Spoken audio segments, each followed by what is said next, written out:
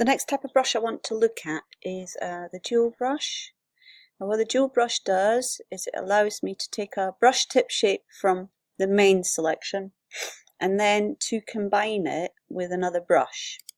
Not all brushes are available, okay, so you'll see when you select one brush you'll get locked out of a number of others. But I've selected, in brush tip shapes, I've just selected the normal soft brush. In Duel brush I've selected 461, which is a sort of scratchy brush. And if I just draw, you'll see I've got the shape of the big soft brush, but I've got the scratchy brush underneath. So you could combine any of the original brush tip shapes with that kind of scratchy look. I could come in and even try something like that. And I'm going to get a kind of scratchy effect. I'll make it pretty big. You'll see. We could get some nice sort of texturized effects.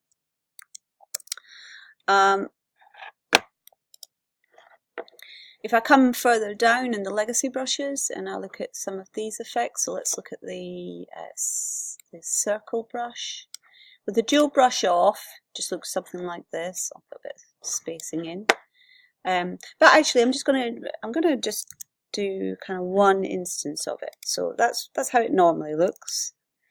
If I introduce this scratchy brush onto it, the technical name for it, if you hover over the brush, you should get the actual name. It says DB Crackle. Then it gives me, I'm just continually holding the brush and applying it. I get that kind of effect. So I can sort of limit it to a shape. And so if I pick my combinations wisely, I can either get sort of limited effect. So for instance, in brush tip shapes I've chosen brush number 26. And I'm still using the scratchy brush. I'll just increase the size. And we can get that sort of effect going, which is quite nice. Nice build up of that. Or if I diminish the size a bit and use it as if it was a brush,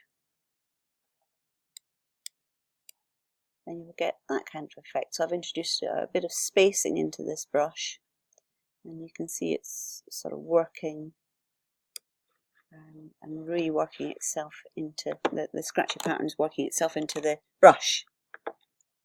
You could choose different combinations. Let's say something like we've got snowflake. So let's make a big incarnation snowflake, and then again I can put that pattern inside. So it's quite a nice way to work. You can either use it as a brush, a combination of brushes, which is quite nice, or to create a single form. You obviously, in the brush tip shape of your first brush, you obviously have all the normal controls, and you can apply additional methods from the properties. In the Duel brush, you've got some control as well. So the second brush that you choose, you can increase the size of the form. So I can change that or diminish it. So you can have different, we can scale it.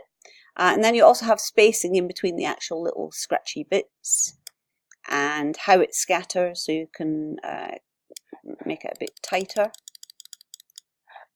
Like so, so that's quite nice. And then you have multiple brushes as well, so I can put a few together and it will work faster. Be careful, you just need to know what brush you're using in the brush tip shape and in the Duel brush itself. It's really easy to get confused as to which brush is which, so just be aware of that. Write down the brushes.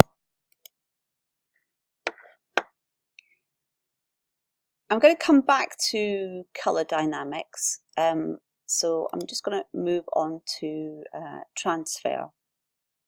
Now some people will tell you can't use transfer with a mouse. You can, but it's really set up, it's geared up to work with a tablet.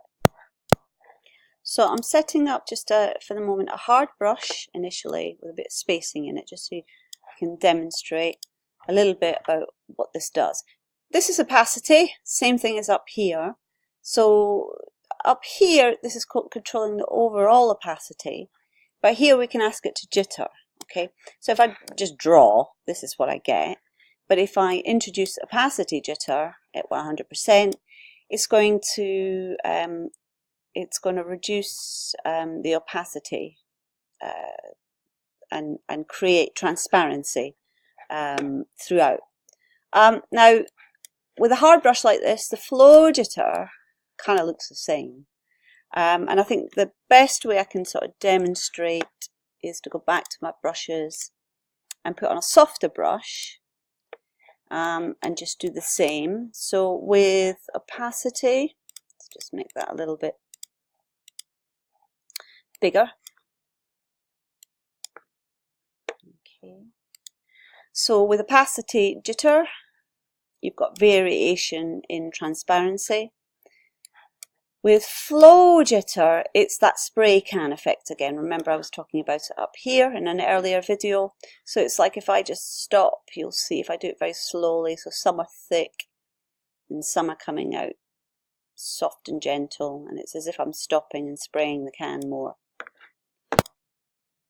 I think where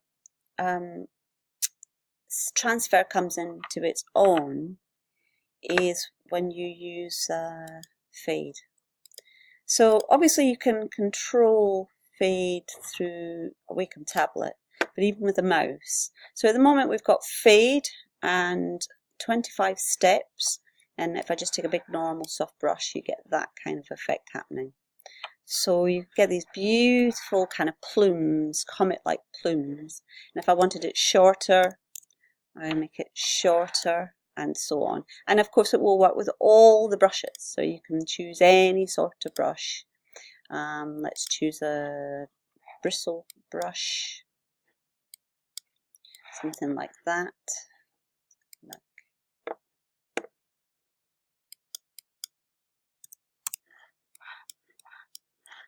And we'll bring it up a bit, so you can kind of see it tailing off.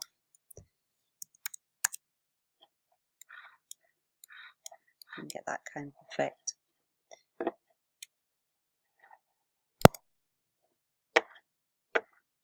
If I set fade on the flow, it'll look pretty similar, but what it's really doing is it's like the biggest capacity of the spray can is here, and then the spray can is diminishing.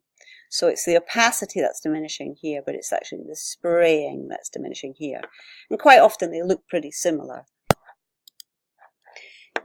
You've also got something called minimum on both the flow and the opacity.